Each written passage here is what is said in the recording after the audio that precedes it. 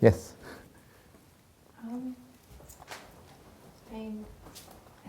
I haven't really come to my question, but I guess I'll just start with what you're talking about really brings up something I've been dealing with here lately. I found myself getting very involved in trying to inform people and prevent these so-called smart meters coming to Ojai.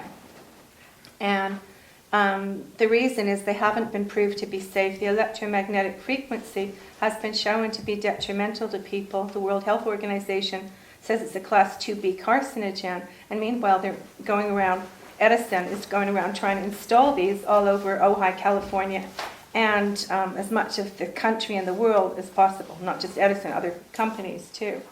And the Public Utilities Commission of California is supposed to supervise this, is allowing 5 or 6 or more regulations from the federal government that are supposed to protect us to be broken while this is going on. And the reason I think they're not protecting this is because the president of the Public Utilities Commission in California is a former chief executive with Edison. So, it's corporate, seems like corporate greed is what's ruling here at the expense of the future health of the people.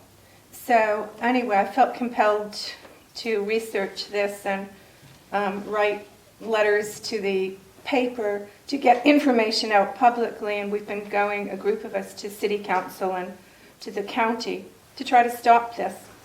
Say, hey, they have to prove that it's safe before we get these things. So we're having some success in that we're now allowed to not get them, as before they were mandating that we get them. Now they're saying we have to pay to not buy these things that are bad for us, which is completely unconscionable and extortion.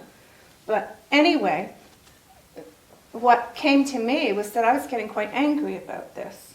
So I started to look at my own anger and realized, that I've been trained as a lawyer, to fight and to go and do what I've been doing.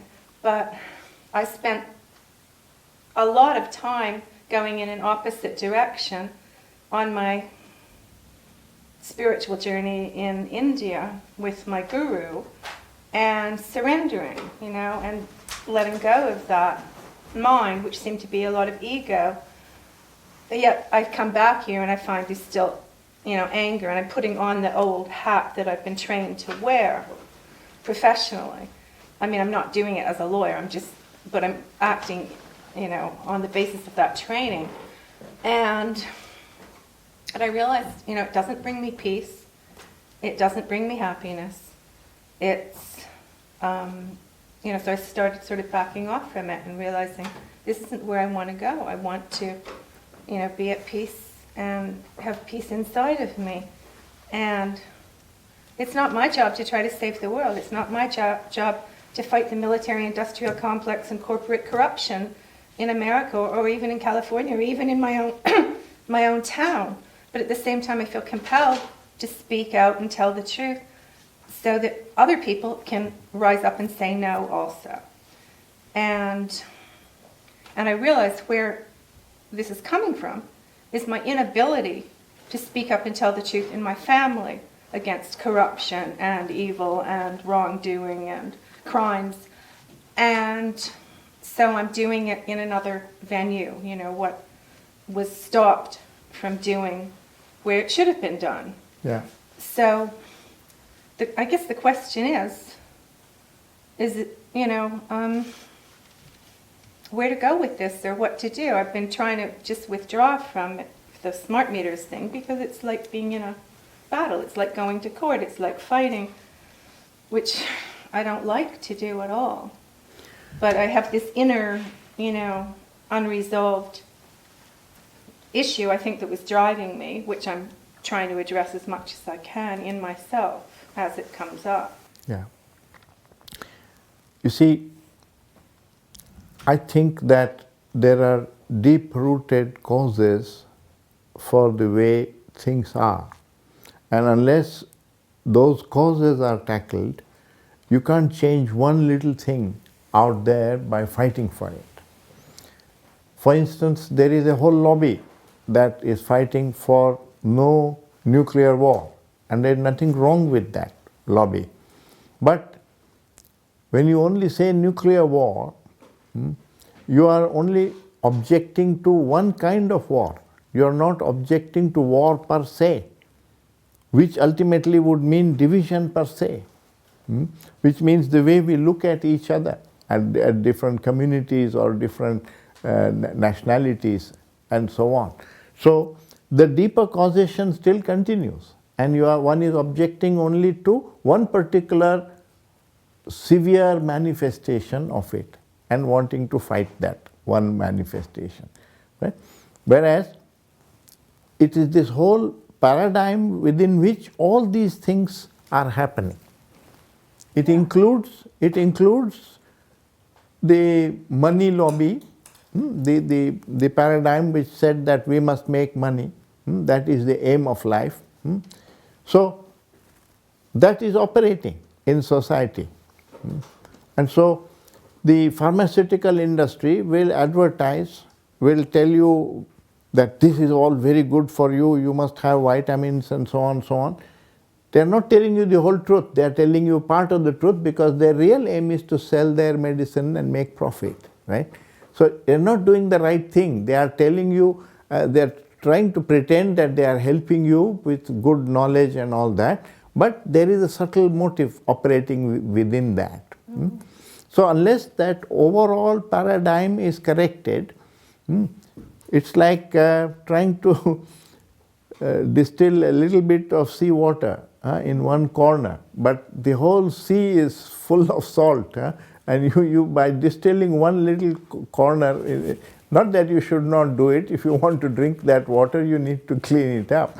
But to think that the sea will get cleaned up is an illusion. That's why I started to feel like I'm like Don Quixote tilting at windmills, which is an exercise kind of in futility. Yes, because the root problem is the ego, and you can egotistically fight against nuclear war or egotistically fight against pharmaceutical industry, and you are still maintaining the problem of the ego, all right, in the world. So it is not such a simple thing, and the revolt that is needed is not against a particular manifestation of it, but a more intelligent revolt which would enable a different approach altogether within. So that requires a complete change in attitude and what we call transformation of consciousness, the whole way you are looking at life and at people and at the situation. But that needs a lot of understanding and wisdom, not simply a cause to have a flag about and demonstration on the streets and so on, because without wisdom that will also go wrong. We have had so many revolutions, right? The revolutionaries are extremely idealistic people, and they stood up and all that, but when they sit in power, they are corruptible, therefore they also become corrupt eventually. So there is no difference between this revolutionary and the man who is already sitting in power. When this man is sitting there, he gets corrupted too. So unless a man is incorruptible, there is really no big difference between one man and another. It's not as if the poor are in some way more virtuous than the rich. When they become rich, they will do exactly what this man is doing, namely to wield the power of your wealth to subjugate others or to buy things for yourself and so on.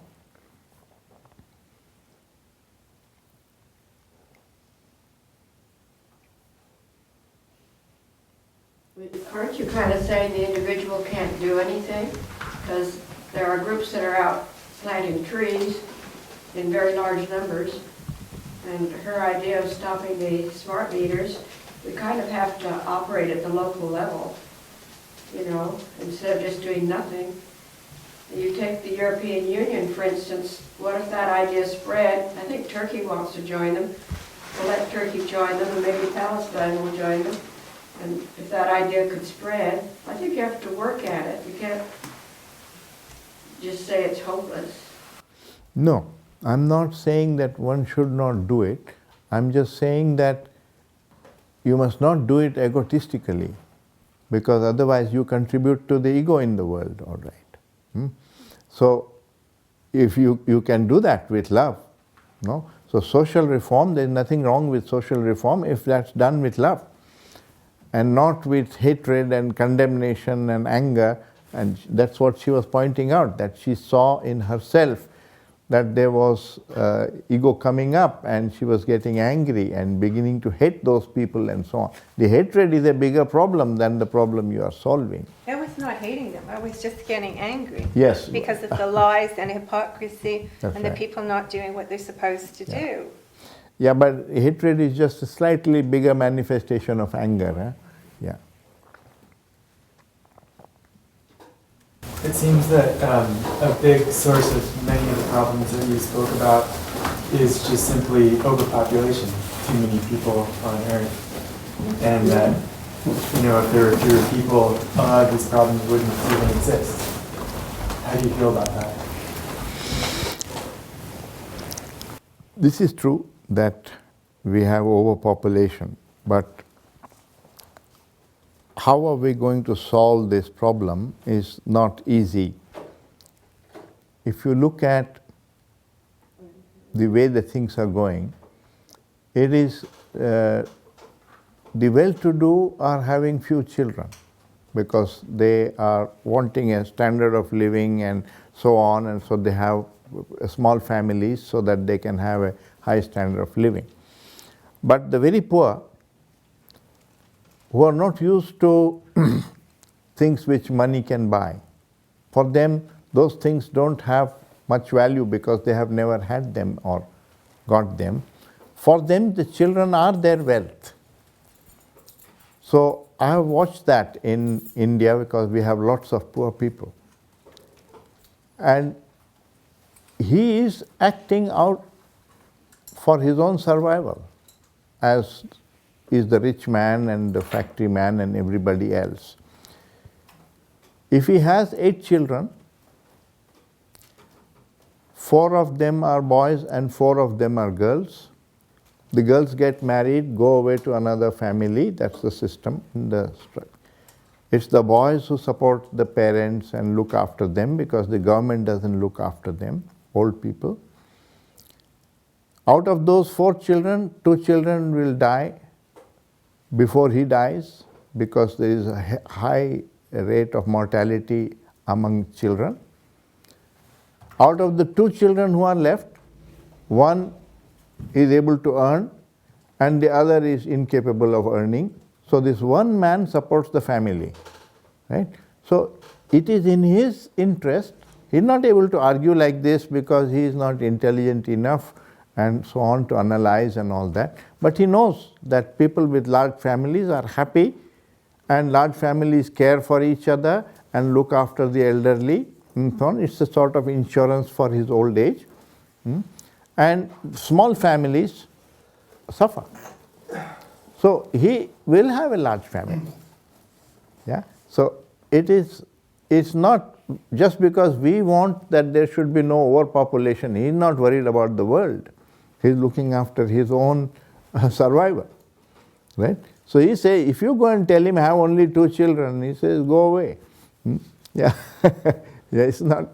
You have to convince him that you have to be a friend to him and solve his problem.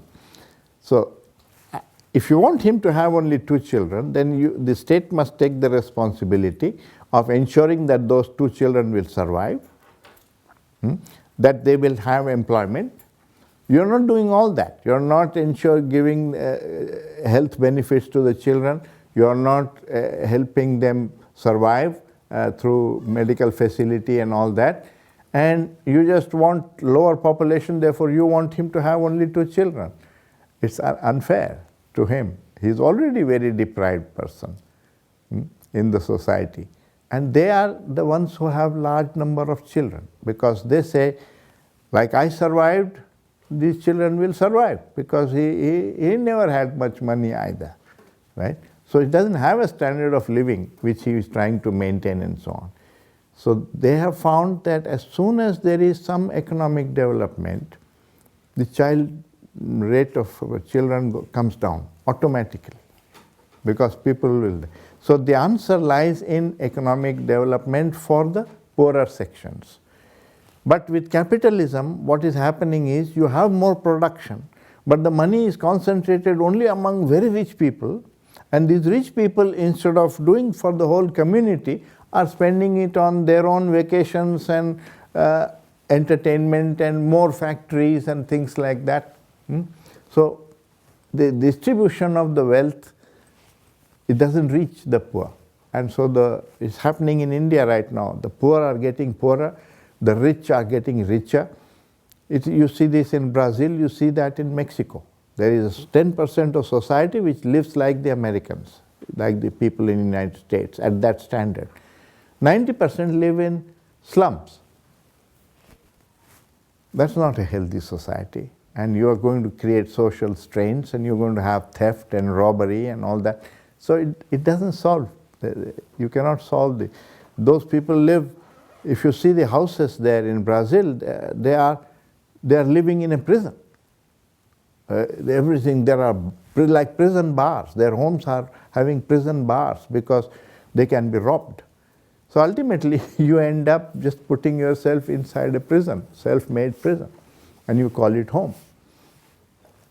It's not a solution. There's also in the news constantly these days the thing of conception. I mean, not having children.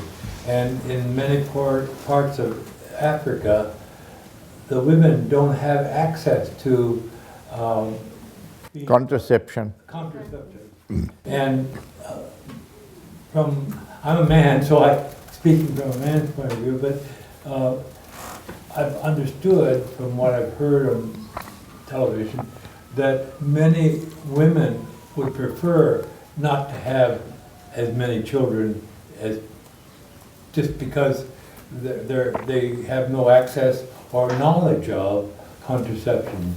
And there are a number of agencies that are going to parts of Africa to provide low-cost contraceptions. There are also means, pills, etc., that are long-lasting. They don't have to be periodically, but for long periods of time, maybe half a year or a year or so. And they're not accessible. But, and this is part of the problem of just sexual impulse, which is a natural impulse in all of humanity, as well as the whole of nature. I mean, nature wouldn't exist without the whole sexual impulse of male and female. And it's absolutely normal, but it's a problem. The poverty, sir, is to such an extent that first of all, he is not convinced that he should not have many children. That's one problem. Secondly, even if he decides that, he has not the money to buy the contraceptives, because he is not having money to give milk to his children. And should he go and buy contraceptives, or should he give milk to his children? That's the level at which he is having to take decisions. So even if those who want to have few children, you would have to give it free. The government would have to provide it free, because it's the government which wants population to be low. That man is not worried about population being low, and so on. So people have, in China, they have been so cruel. They have just made this one-child norm, and it has led to infanticide and all kinds of abortions and cruelties and so on, not all of which is revealed to the world. We'll come to know when one day they become free country and the media publicize what actually went on, then we will know. But already there is information that there has been tremendous social cruelty in doing all that. So I don't think that that is the answer. The answer is to respect that human being, to put yourself in his position, to understand his situation, do what is right for him, not because you have this ideology that world population should go down. Yeah. That's not the way to do it. It has to be done with a lot of compassion. And that starts not out there with a cause. It starts very locally with the individual. Well, you see, first of all, if you go and preach this, he says, you got everything. You know, you got a house, you got a car, you got education, you got, and I have nothing, and you're taking away the only thing I have, which is children. He treats them as wealth because they work on the farm, or they beg, or they earn and bring, and that's how the whole family survives. They're not able to send the children to school. The older child looks after the younger child while the man and the woman are both earning their living. You have no idea what that level of poverty is. It's not what you call poverty here.